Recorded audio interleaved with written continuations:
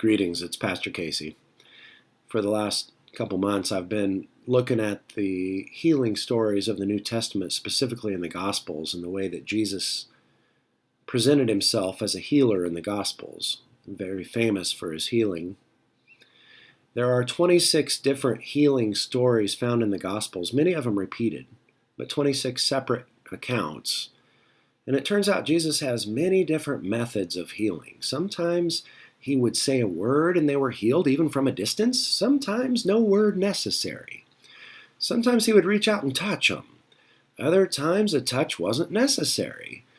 One time a lady just reached out as he was passing by, grabbed the hem of his garment. He said he felt the power go out of him. She was healed. Sometimes faith required, sometimes faith's not required. We like to think faith's always required for the healing, but it turns out in many cases the healing precedes the faith.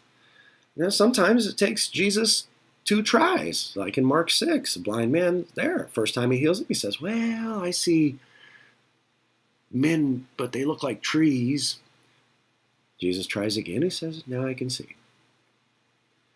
Another time, Jesus goes back to Nazareth in Mark 8. Jesus says, surely you'll say to yourself, physician, heal yourself. But I say to you, surely no prophet is welcome in his hometown.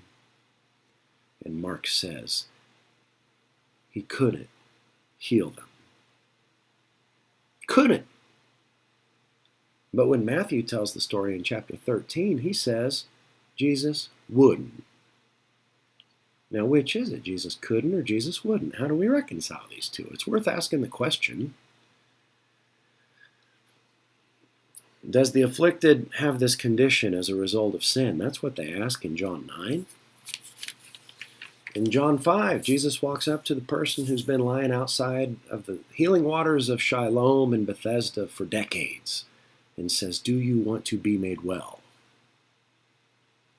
Jesus, I've been lying here for decades. Do you want to be made well? Why does he take the time to ask this question? Obviously, the gospel writer thinks it's important because he includes this in the discourse. One Sunday in Luke 6,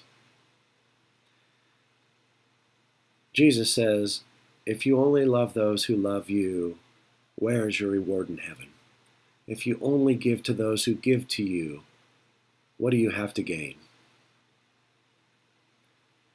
And you know somebody standing there said, well, that's it. This church is over. He's setting the bar too high. Asking too much.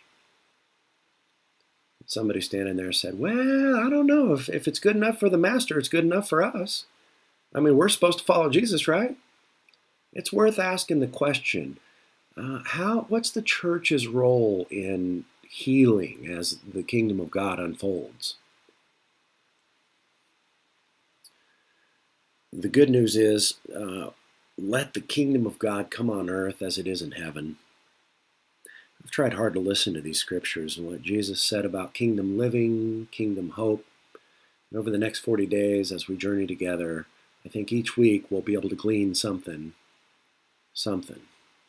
from the characters in these stories, the meaning, and a way that we might all be healed, at least a little bit. May it be so.